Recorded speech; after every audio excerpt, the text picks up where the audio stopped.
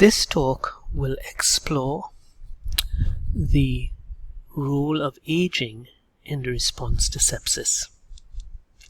There are two similar talks on the website focusing on different conditions seen in older emergency department patients. They are falls in older people and polypharmacy in older people. So, as usual, let's start with a case. So Mr. Lutchman is a 78-year-old man who is brought in by his relatives. He has mild dementia but has been much drowsy over the past 3 days. He vomited twice today. His vital signs are blood pressure 118/56, pulse 97, respiratory rate 20 and temperature 35.8.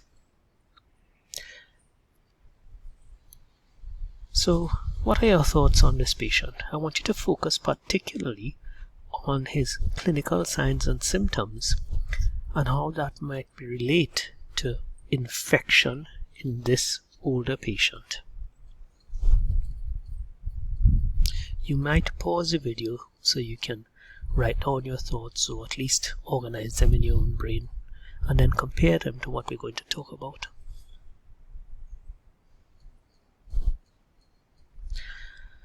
At the end of this session, you will be able to describe the pathophysiology and epidemiology of sepsis in older people, discuss the challenges of diagnosis in this age group, and discuss the general approach to sepsis as it might need to be modified in the older patient.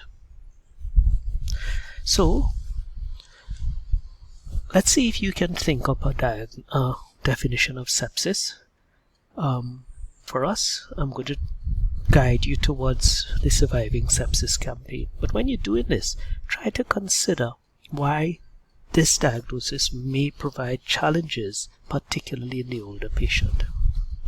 Again, you might want to pause the video while you're doing this. So, this is the most recent definition of sepsis produced by the Surviving Sepsis campaign, and it's a life-threatening organ dysfunction due to dysregulated host response to infection. However, in the older patient, there are problems to this definition. Probably the biggest problem is to easily identify the patient with a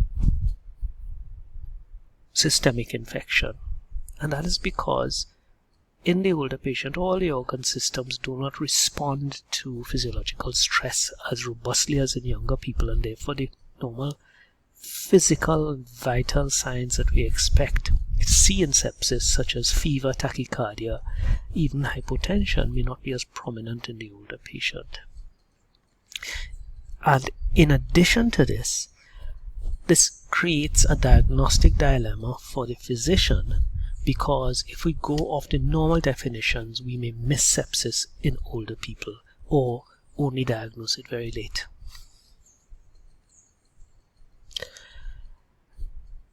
If we just look a little bit at the epidemiology of sepsis, what we see is an exponential increase in the incidence of severe sepsis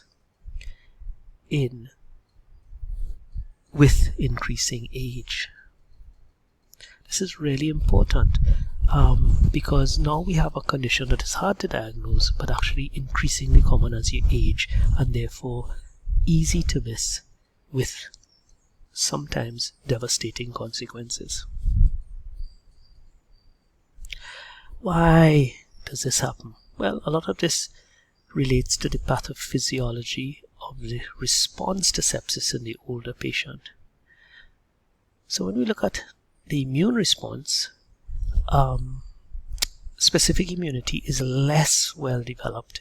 The specific immune response, B cells and T lymphocytes, is less robust in the older patient, and therefore their ability to target specific infections is less. However, the general immune response can be exaggerated.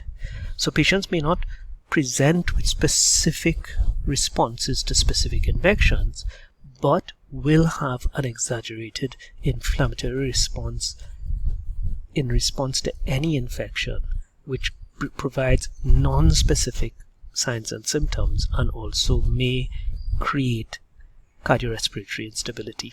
In addition, the hemostatic mechanisms of the body, the clotting cascade, platelet function, even vascular function, are all blunted in the older patient, and therefore if they do develop sepsis, their risk of having coagulation abnormalities and bleeding problems is greater.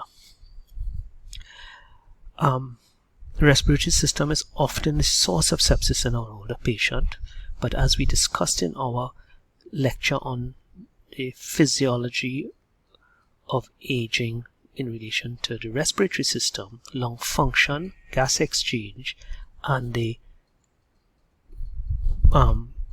neural response to hypoxia and hypocarbia are all disordered in older people, putting them at greater risk for infection, also making them giving them less obvious clinical features when they do have a lung problem, and in addition putting them at greater risk for respiratory failure. Similarly, the cardiovascular response to any cardiovascular insult, including the hypovolemia and hypotension that may accompany sepsis, is also blunted. Again, if you want to read more about this, you can go back to our lecture on the physiology of aging, the specific lecture on the cardiovascular system. And what we find is that the cardiac response is blunted, the vascular response is different from in younger people, and the cardiovascular reflexes to things like shock are also blunted, which means again patients present with less clinical features of shock when they are in shock and are less able to respond to things like fluid depletion. What all this means is that the patient in sepsis is less likely to have specific symptoms and less likely to be able to mount a good response to the respiratory and cardiovascular challenges that sepsis poses.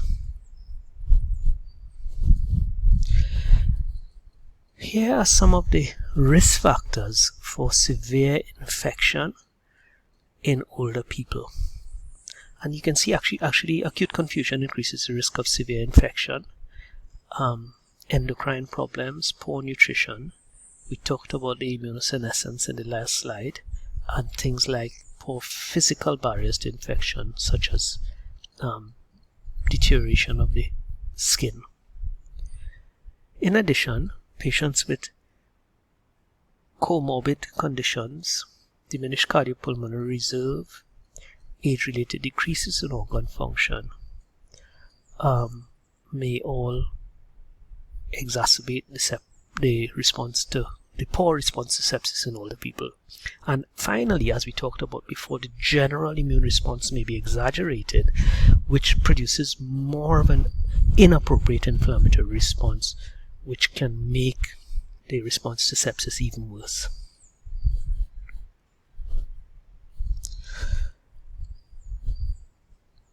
Common sources of infection in older people include the lung, the urinary tract, and the skin and soft tissue.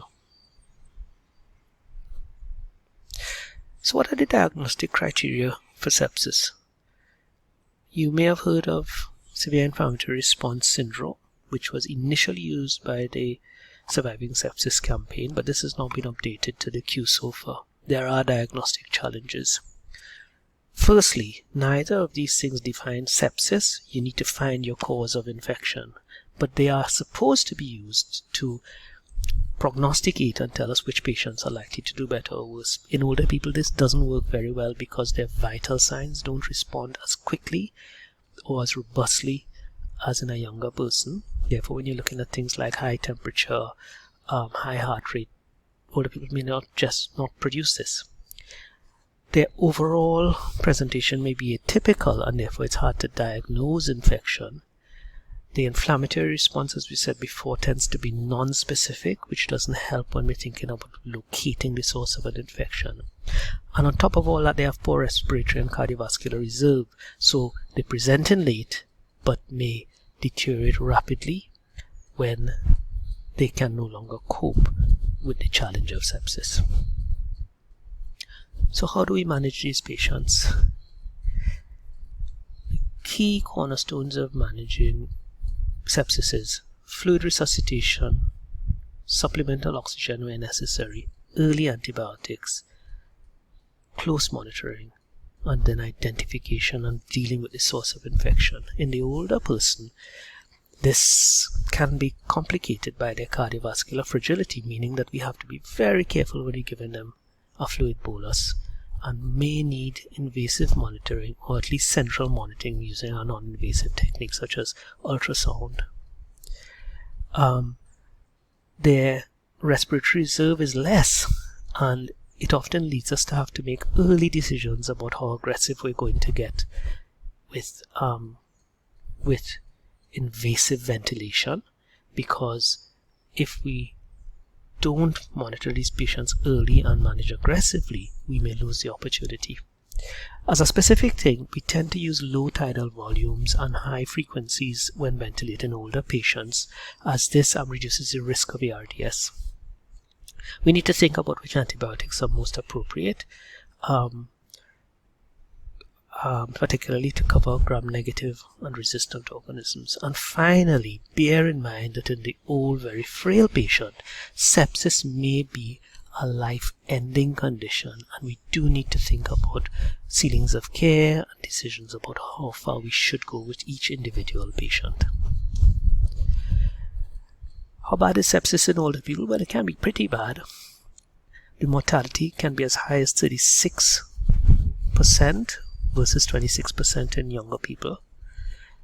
Only less than half of older people admitted with sepsis will go back home. Therefore, it reflects the fact that their functional capacity is reduced after a severe infection. Therefore, it's really important for us to reduce the risk of sepsis in older people, identify it early, and treat it aggressively. If you have any questions, you can post them on the TEMA WhatsApp chat or on the TEMA website, and we'll try to get back to you. So in summary, we defined sepsis and looked at the epidemiology, pathophysiology, presentation and management and outcome in older patients. These are some of my references which you might want to look up if you want a more detailed view of sepsis in older people.